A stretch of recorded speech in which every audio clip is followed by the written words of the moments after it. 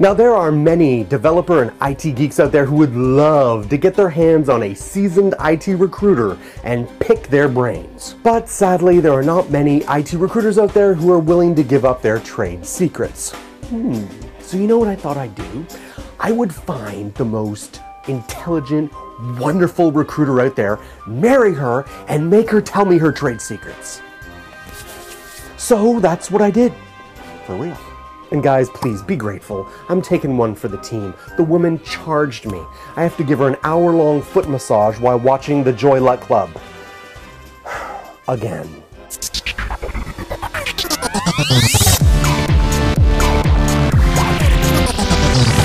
Welcome back, XDA crowd. My name is Jayce, and today we continue our journey down the rabbit hole of code, but today it's all about resumes. We speak to Cecilia Kong, Director of Recruiting at a national search firm. The woman goes through hundreds of resumes per week, and we talk about what you can do to stand out from the pile. So I did want to clarify when she talks about the chronology of your resume. What we're talking about here is really being crystal clear on when you were at what job, when and why you left, and when you went on to the next job. Now, it sounds pretty basic, but it is a major mistake that people make, not just in the IT community, but in general.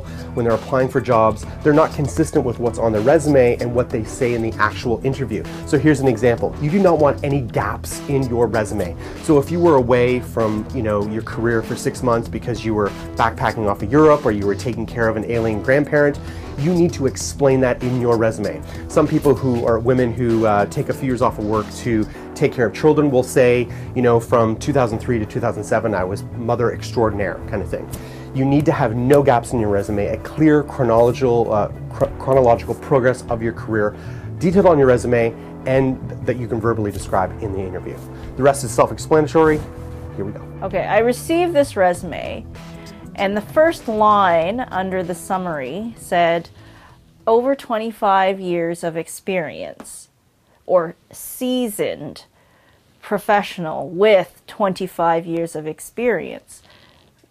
That says right away, recruiting friend of mine, colleague, we sat down together, we looked at it, and we said, too old. Why can they be too old? Isn't it seasoned good? Isn't experienced good? Seasoned is great. Experienced is great, but not for certain roles. So you have to know what role you're applying to. Not to say that, recruiters are necessarily going to discriminate because of age, but they'll realize that hiring managers all have their own,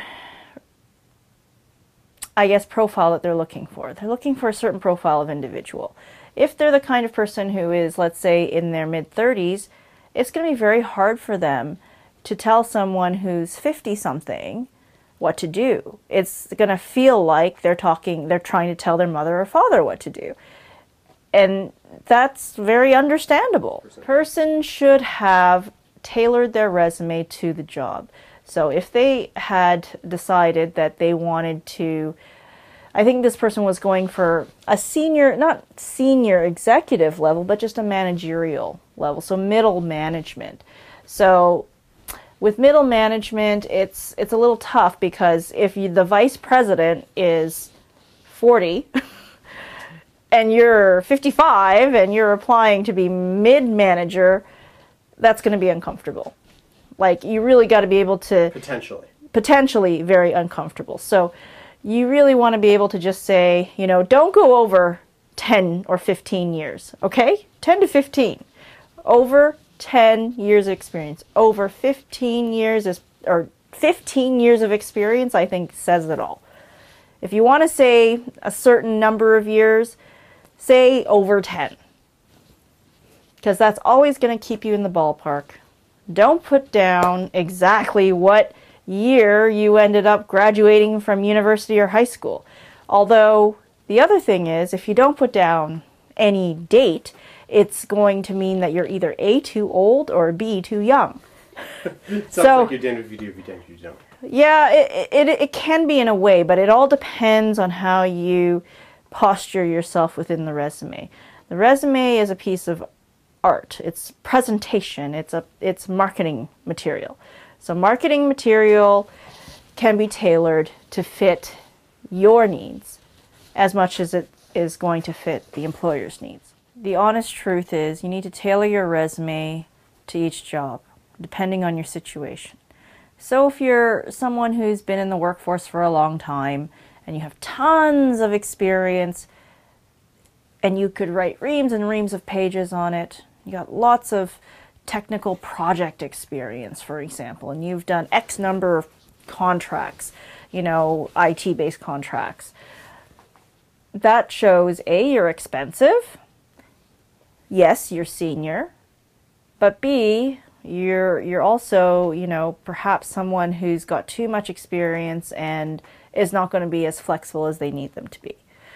So it all depends, but at the same time, if you're too junior and you don't have a lot of work experience, you do want to beef up your resume a bit, not to the point where you're writing, you know, false information down, but you do want to be able to extract as much skills as you possibly can from your background and your history so that you can populate your resume to make it look like you've got some substance behind you besides just going to school or having one or two co-op experiences or internships. You know, that's fine if that's all that you have, but you want to make it more presentable so that they can see, this person's really thinking about what skills they have that would be applicable to me and to my organization. Let's say you're just starting out. If you're just starting out in your career as an IT professional, I would say put down as much as you can in terms of your project experience at school, any kind of self-learning activities that you've done.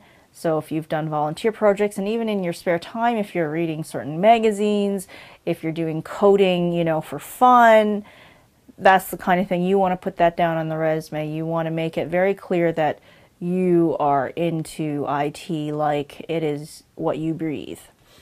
The chronology, knowing your chronology is really important during an interview because your resume is your story. It is the snapshot of who you are. When you actually go in for the interview, you want to make sure that you know the chronology and why you left different positions and have your story straight so that it doesn't look like you're trying to fabricate your work experience. Okay, and then the experiences that you had in terms of why you left certain positions, you want to have that down pat in terms of knowing why you left, because of the fact that if you have the wrong story and there's two versions to it and you tell one time, you tell a different one the next time to a different interviewer for the same company or something, a variation thereof, it comes across as though you're lying.